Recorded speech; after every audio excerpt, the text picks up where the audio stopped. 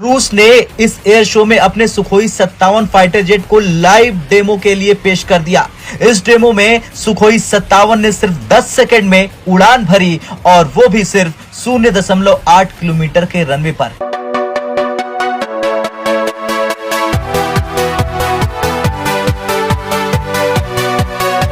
बता दें ये कोई साधारण घटना नहीं थी, क्योंकि आमतौर पर 5th जनरेशन फाइटर जेट्स को टेक ऑफ के लिए कम से कम 1.5 से 2 किलोमीटर के रनवे की जरूरत होती है। लेकिन सुखोई 57 ने इस धारणा को तोड़ दिया और दिखा दिया कि ये छोटे एयरबेस से भी ऑपरेट कर सकता है। अगर आप इसको देखें, ये जो कोई SU-57 जिसको बोला जाता है, ये twin engine stealth multi role fighter है।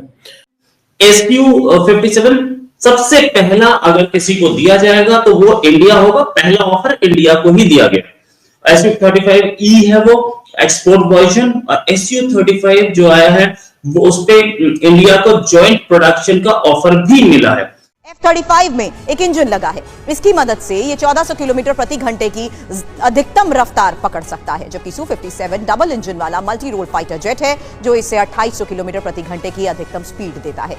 अमेरिकी F-35 में सिर्फ 6 इंटरनल और एक्सटर्नल वेपन स्टेशन हैं। हवा से हवा और हवा से जमीन पर मार करने वाले हथियार ले जाने में ये सक्षम है। वहीं रूस की Su-57 में 12 हथियार पेलोड पॉइंट्स हैं। इनमें हाइपरसोनिक मिसाइलों के साथ साथ हवा से हवा और हवा से जमीन पर मार करने वाली मिसाइलें लैस हो सकती हैं। कि पाकिस्तान, इसीलिए तो पाकिस्तान साइलेंट बैठा हुआ है, खामोश, बिल्कुल नहीं बोल रहा। और वो बोल इसलिए नहीं रहा कि वो कह रहा बोलें क्या यार, बोलें क्या। अगर बोलेंगे तो मुश्किल पड़ जाएगी। अब इसका पूरा श्रेय जाता रूस के AL-41F1 इंजन को, जो कि सुखोई 57 की सबसे बड़ी ताकत है। AL-41F1 इंजन की खासियतों की बात करें तो सुखोई 57 को ये तेजी से टेक ऑफ और हाई स्पीड पकड़ने में मदद करता है। थ्रस्ट वेक्टरिंग टेक्नोलॉजी से लैस है, जिससे सुखोई 57 हवा में जबरदस्त मूवमेंट और मैन्यूवर कर सकता है, यानी डॉग फाइट्स में इसे मात देना मुश्किल होगा। ये सिर्फ 0.8 किलोमीटर के रनवे से उड़ान भरने की क्षमता रखता है, जिससे ये जेट कम इंफ्रास्ट्रक्चर में भी ऑपरेट कर सकता है। लेकिन इसके बाद सवाल खड़ा हो गया कि सुखोई 57 और F-35 में कौन किस पर भारी है। बात सुखोई 57 की ताकत की सबसे पहले कर लें तो ये सुपर क्रूज कैपेबिलिटी से लैस है, यानी बिना आफ्टर बर्नर के सुपर सोनिक स्पीड पर उड़ान भरने में सक्षम है। बेहतर मैन्यूवरबिलिटी के साथ ये लैस है, यानी F-35 की तुलना में अधिक तेज और लचीला है। इसके साथ ही हाइपरसोनिक वेपन कैपेबिलिटी और किलर हथियारों से भी ये लैस है। अब बात अगर F-35 की ताकत की करें तो ये अत्यधिक स्टेल्थ टेक्नोलॉजी से लैस है, जिससे इसे पकड़ना लगभग नामुमकिन है। ये बेहतर नेटवर्क सेंट्रिक वॉरफेयर से लैस है। ये एक साथ कई मिशन ऑपरेट करने की क्षमता रखता है। ये मजबूत इलेक्ट्रॉनिक वॉरफेयर सिस्टम से भी लैस है, जो दुश्मन के रडार को जाम करने की क्षमता रखता है।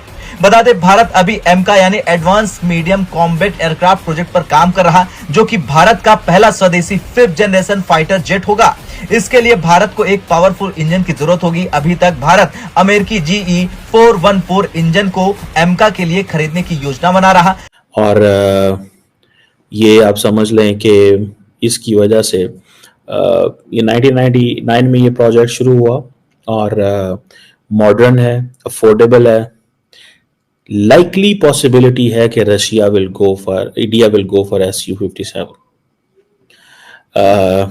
ये जो अमेरिका की वो समझते हैं जो मोनोपोली है F-35 के ऊपर, और वो देते नहीं है और टेक्नोलॉजी ट्रांसफर नहीं करते, दिस एंड दैट, रशियंस उस हवाले से थोड़े से कंफर्टेबल है।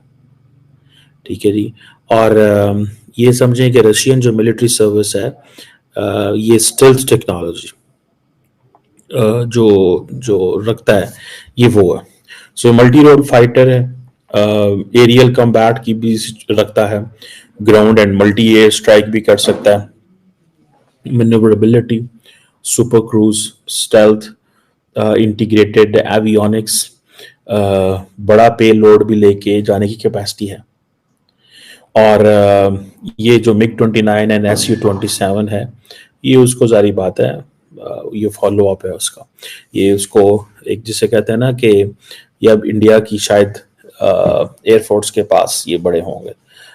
सो ये समझ लें कि इसका जो कहाँ पे देखें 1999 में प्रोजेक्ट शुरू हुआ और रशियंस ये कहते हैं कि 2010 के अंदर जिसका जो फर्स्ट प्रोटोटाइप था वो आया था, और इस प्रोटोटाइप की वजह से फिर आहिस्ता आहिस्ता ये जो है वो मार्केट में आया, और SU-57 जो है ये सर्विस में तकरीबन 2020 में आया। सो आप इससे अंदाज़ा लगा लें कि रशियन जो हैं वो बड़ी देर से काम कर रहे हैं इसके ऊपर, बहुत देर से काम कर रहे हैं।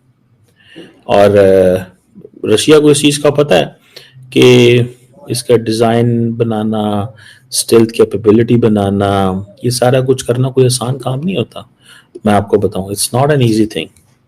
ये तो आप वो जिसे कहते हैं ना, ये सिस्टम का हिस्सा बने तो पता चलता है ना, किसी सिस्टम का हिस्सा बने तो पता चलता है। It's a very difficult thing. ये जो इसी तरह अगर आप उधर चले जाएं जो अब लॉकहेड मार्टिन के F-35 लाइटनिंग 2, ठीक है जी, ये एक इसकी भी आपको पता है एक पूरी की पूरी हिस्ट्री है। लॉकहेड मार्टिन F-32 की पूरी एक हिस्ट्री है, ठीक है जी, F-35 की। और ये जिसे वो कहते हैं ना, ये सिंगल सीट है, सिंगल इंजन, सुपरसोनिक और सुपरसोनिक स्टेल्थ स्ट्राइक फाइटर है, मल्टी रोड कॉम्बैट एयरक्राफ्ट है जो कि एयर सुपरियॉरिटी के लिए है, स्ट्राइक मिशंस के लिए, इलेक्ट्रॉनिक वॉरफेयर के लिए इसकी ये भी कैपेबिलिटी है, एंड इंटेलिजेंस, सर्विलेंस, रिकॉनेसेंस। दोस्तों नमस्कार। दोस्तों बेंगलोर में एरो इंडिया शो का आयोजन किया गया है जिसमें कई देशों ने अपने फाइटर जेट के साथ भाग लिया है। दोस्तों एरो इंडिया 2025 शो में सबसे ज़्यादा चर्चा रूस और अमेरिका दोनों देशों की फाइटर जेट की हो रही है।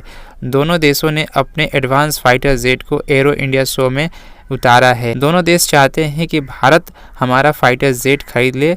इन दोनों देशों का advance fighter jet 5th generation fighter jet है।